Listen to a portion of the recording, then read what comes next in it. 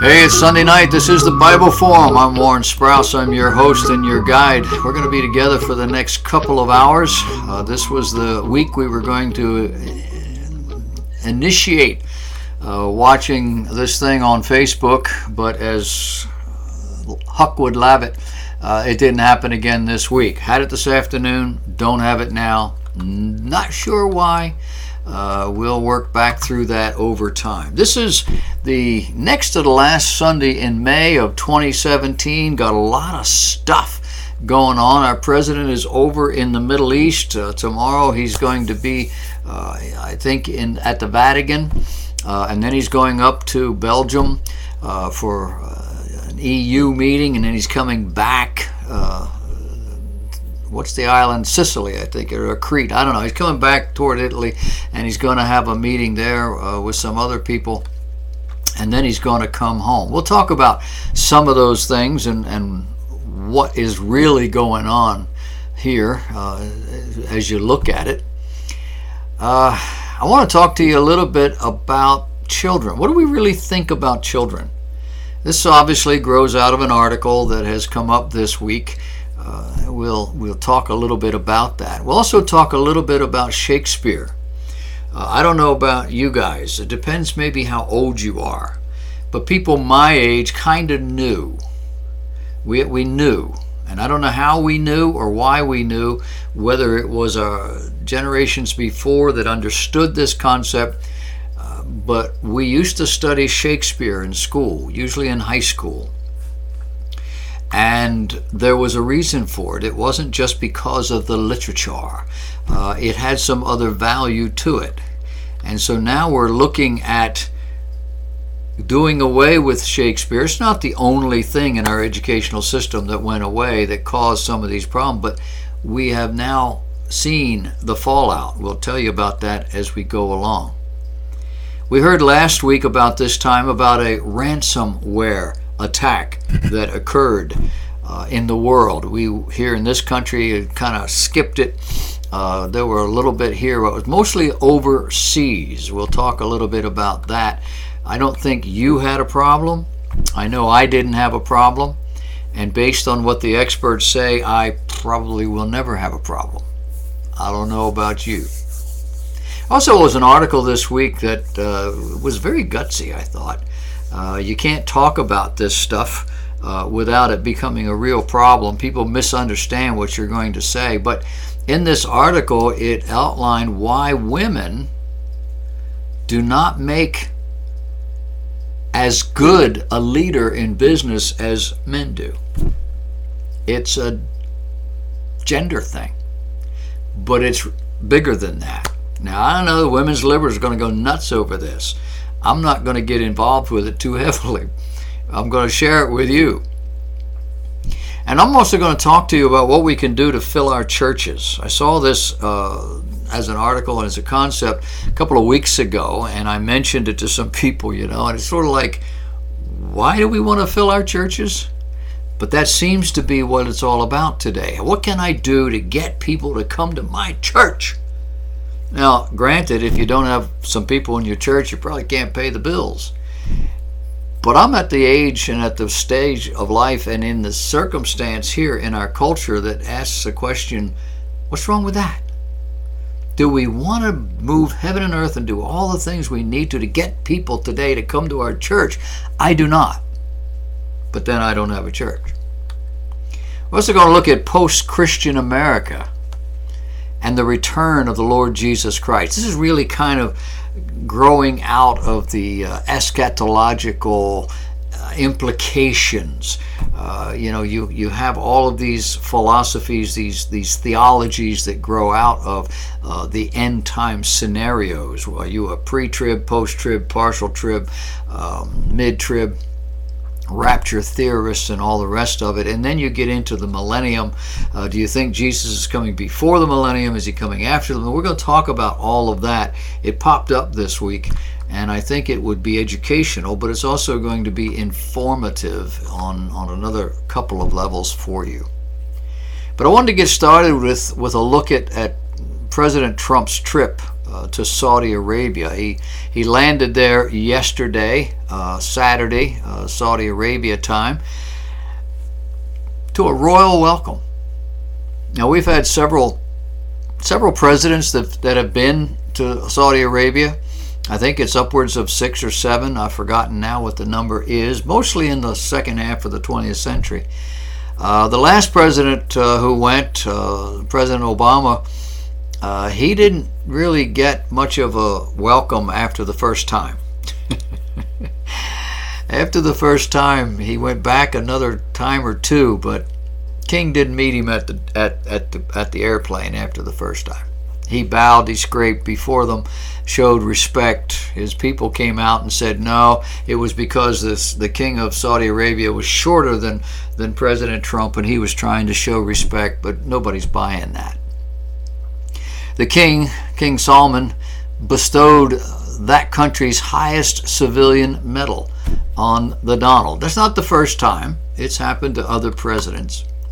Horses flanked, according to the reports, the presidential limousine. Trumpets played, soldiers stood at attention, and the president walked in. Now, President Trump is aiming here to forge a stronger alliance with that region, not just Saudi Arabia, but the whole Arabian Peninsula, in order to combat terrorism. The man is a consummate, I had the word and it went right out of my brain. What is it when you want everybody to be happy, kind of a thing? I mean, he's not coming across as an ideologue. He's a pragmatist. That's the word. He's very much the pragmatist. We saw it during when he was running for president. All the things he said with such bravado and definitiveness, and now he's kind of backing off, and he'll tell you in many different ways how you had to say that. He had to say that to get these people to vote for him. He had to touch that base here and that base there and these issues and stuff. But now that you have the crown, you can't do all those things exactly the way you promised or that it sounded like. And so here we are in Saudi Arabia. He's planning to present the Israelis and the Palestinians with a new peace initiative when he gets to Jerusalem. Tomorrow, in terms of the time change, it's almost Monday morning in Israel now, or at least in Jerusalem. So we'll hear about that as we get up tomorrow morning and the news that's unfolding. And everybody's kind of enthusiastic and hopeful that maybe he's got something here that they can all buy into.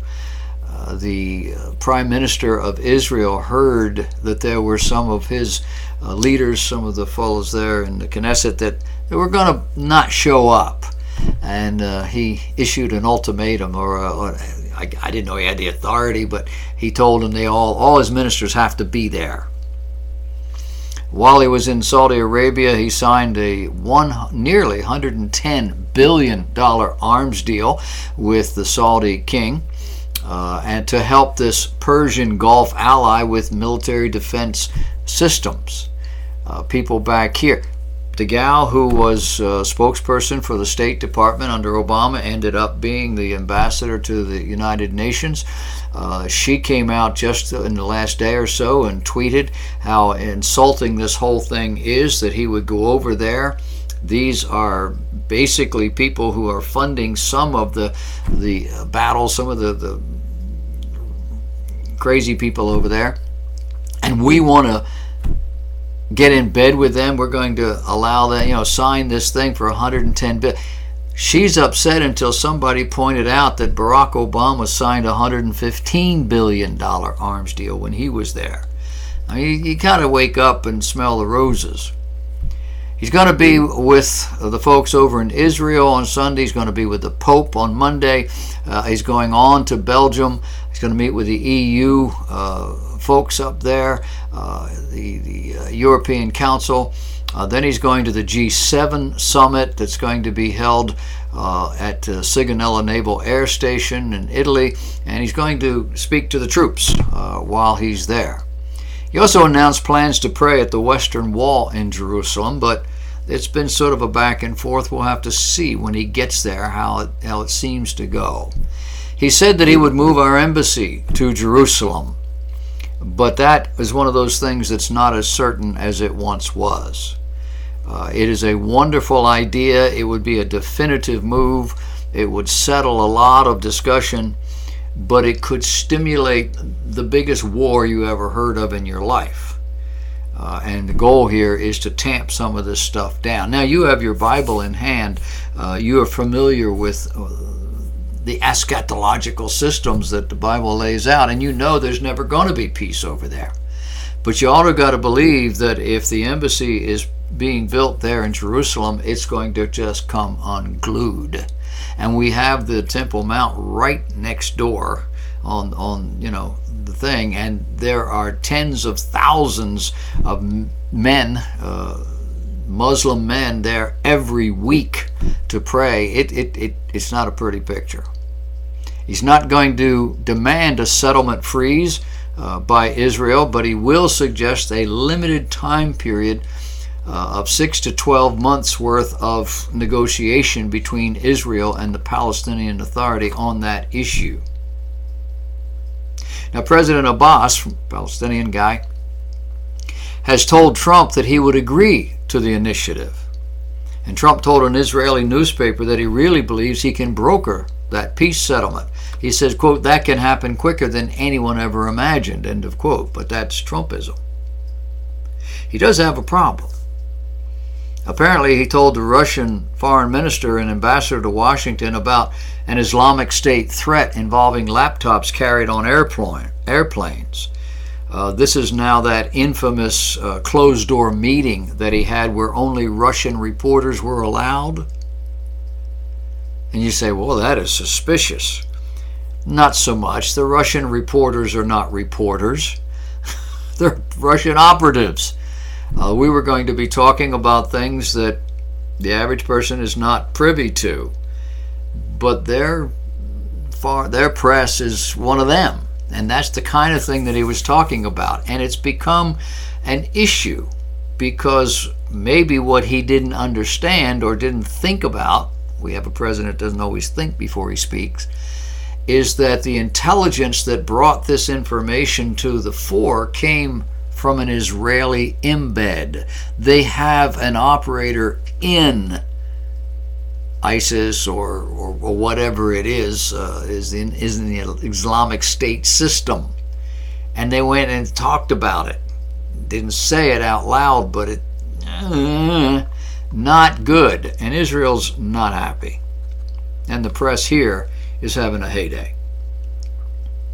Over in Iran, just across the Gulf, the elections there are now over. The incumbent president has won. And that's good news, given that his opponent was a hardliner. There was a 73% turnout, and this guy received 57% of the votes. 57% of 23.5 million people. And his theme was the choice between greater civil liberties and extremism. His opponent positioned himself as a defender of the poor and was calling for a much tougher line with the West. But Iranians knew that if the guy got in, he wouldn't help the poor people, the average Joe. He wouldn't do it. This guy that they got seems to be that man. Apparently liberals are liberals wherever they appear. Speaking of liberals, did you read about Bob Beckel this week? You know Bob Beckel? He's on Fox News. He was on Fox News before, and they let him go. His mouth kind of gets in his way, and they brought him back, and he's there on that 5 o'clock show. I don't like Bob Beckel. He's an arrogant man.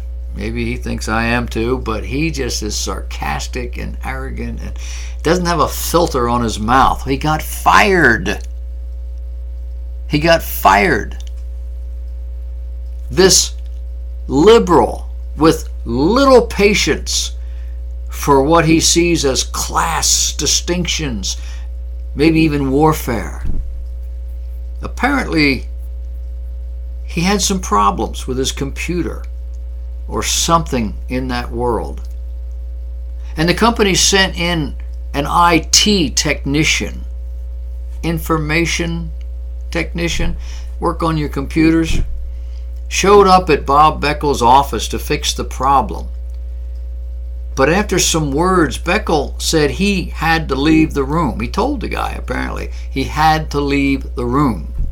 He told this technician that he could not be in there while that person was working because it was disruptive, because it was noisy. IT guys aren't noisy.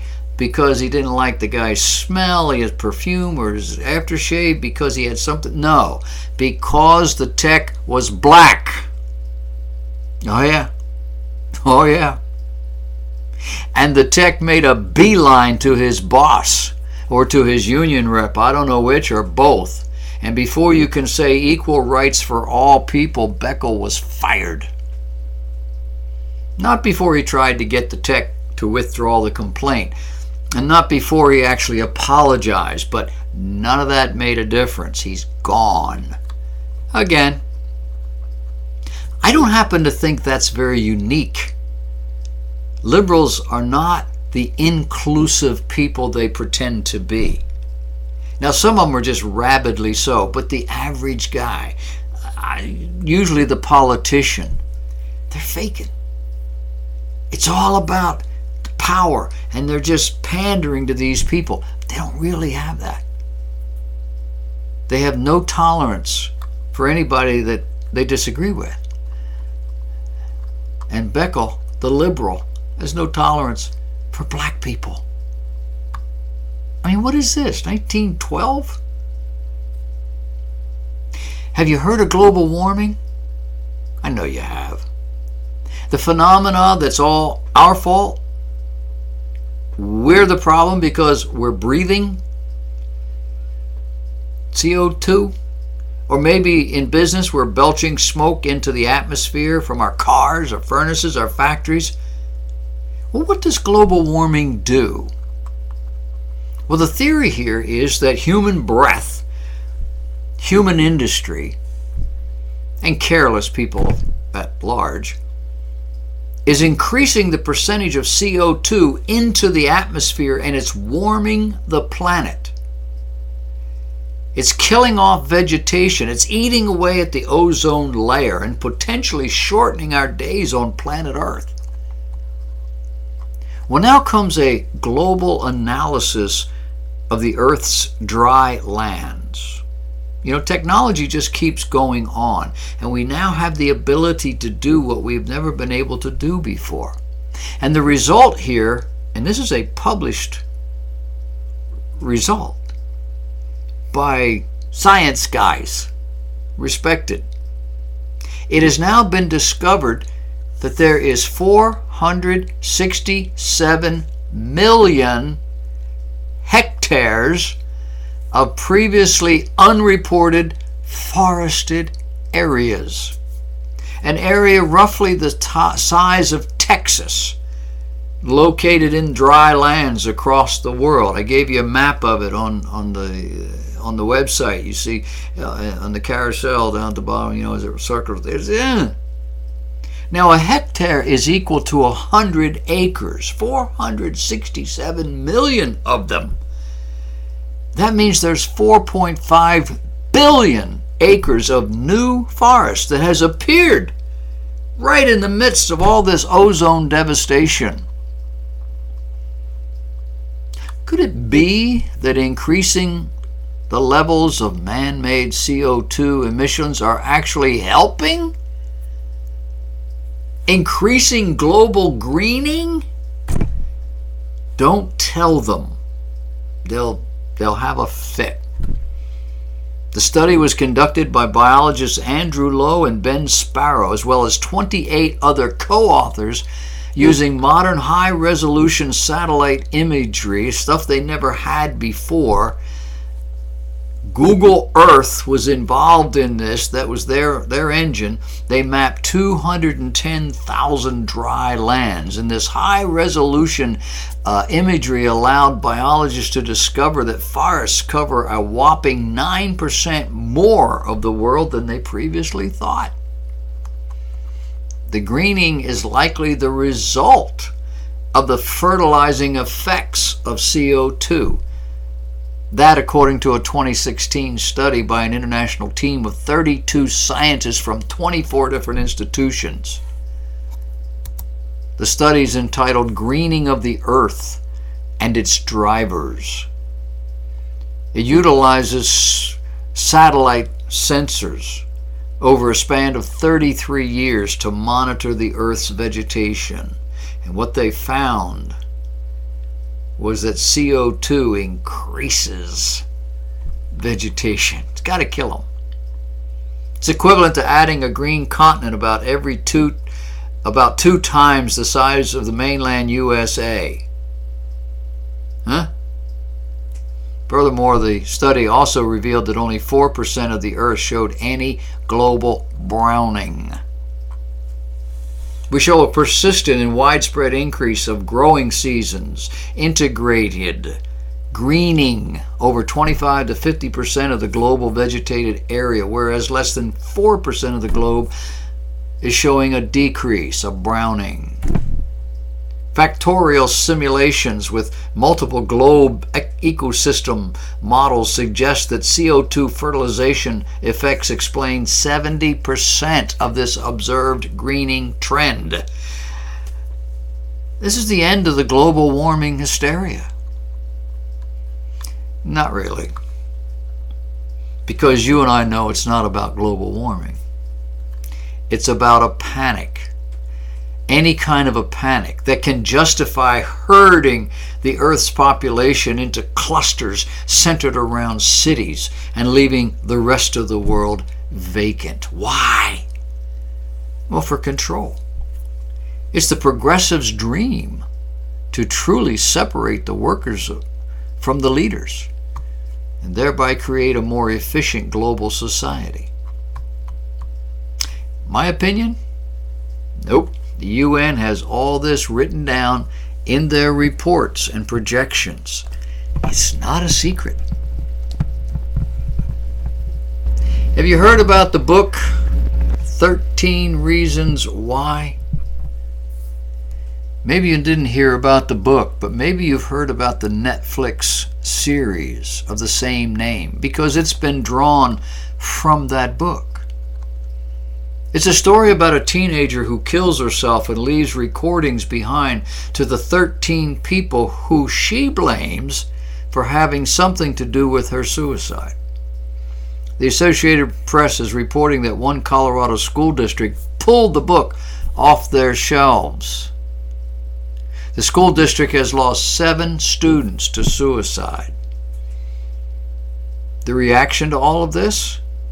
Librarians across the country are yelling censorship. A slippery slope that leads to all kinds of results, none of them any good. Asking, where is this going to end? What about romance novels? And on it goes. Oh, did I tell you that 13 Reasons is a romance novel? It romanticizes and in many ways glamorizes suicide, according to some reviewers. So, do we make a distinction anymore between children and the larger community? Apparently not. We're not talking about a public library. We're talking about a school library where children are killing themselves. And out of the, I forget, 7, 8, 10 books they had, they only took one. Because that's the only one they had at the time. The others are out. Don't expect to get them back. You remember school? School. Where educational materials are carefully selected to contribute to a stated and approved goal laid out by the community that's paying for all of this. You remember school? Oh, wait a minute. That's not happening anymore. There are no more public schools in America. There's only government schools. Used to be state schools. But we now have a federal, what do they call it, agency that governs our school system. Easily intimidated by morally ignorant and depraved parents with loud voices. Or maybe politicians who are trying to please everybody in order to get elected.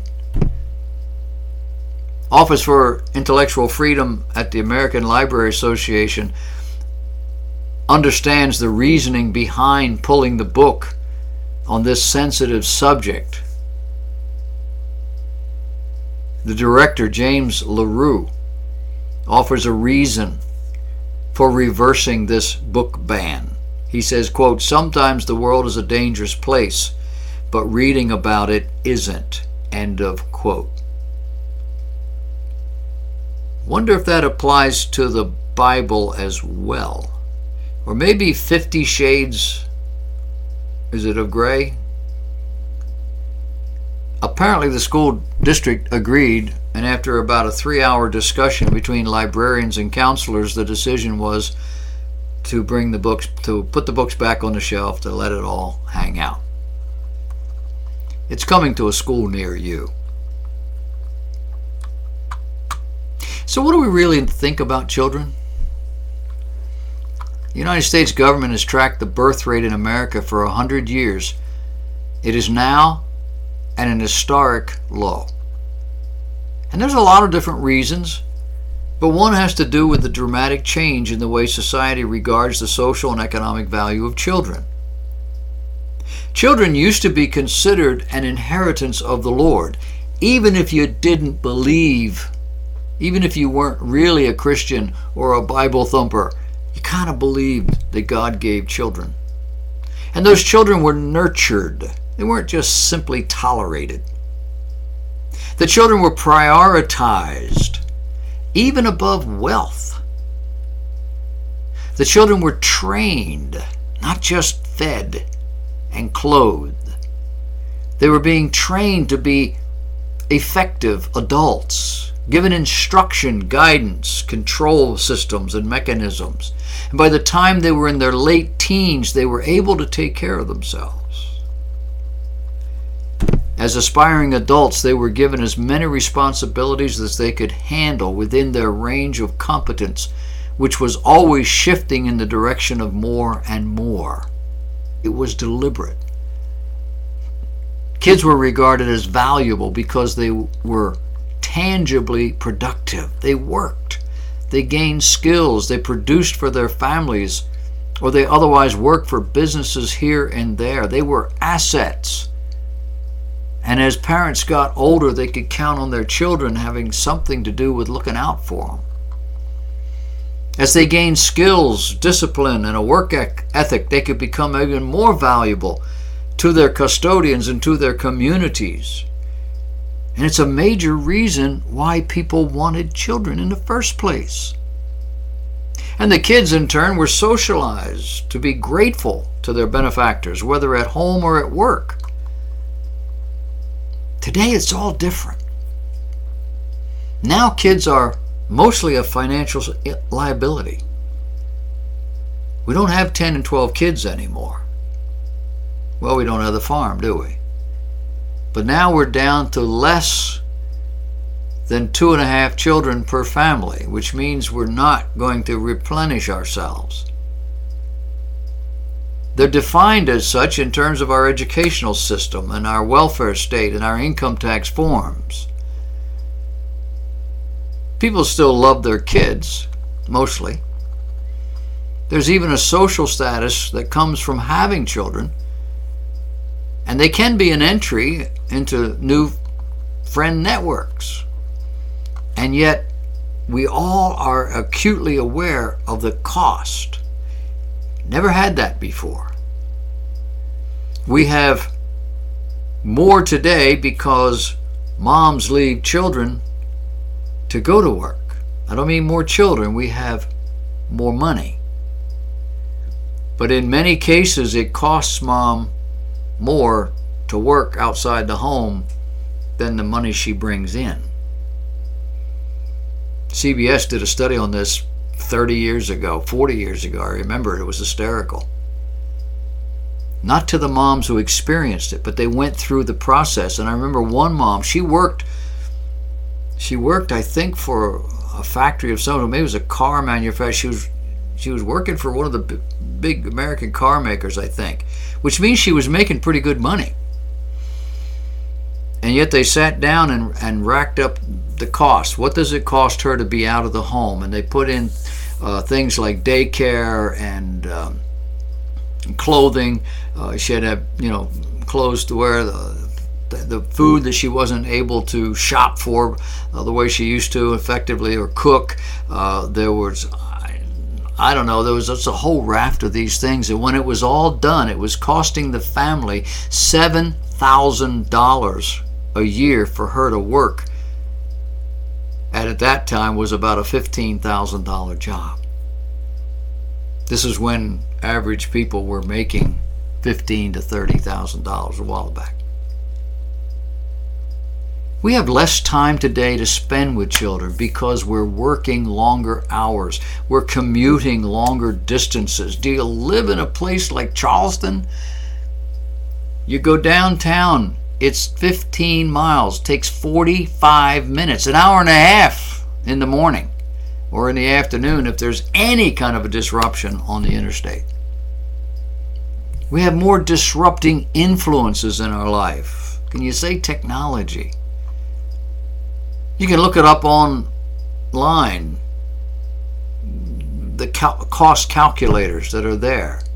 For example, if you're married and you want 2 kids in the American South, you're going to spend $732,000.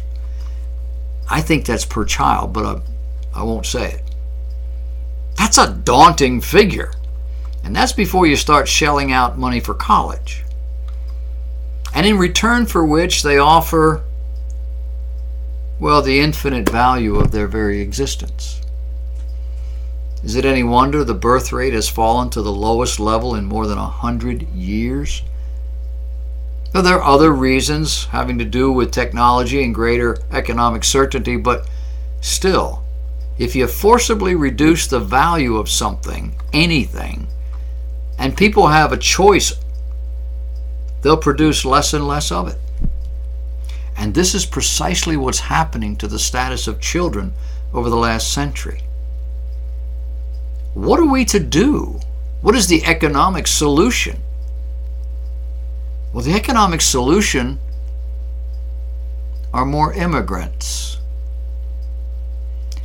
Now are you getting it?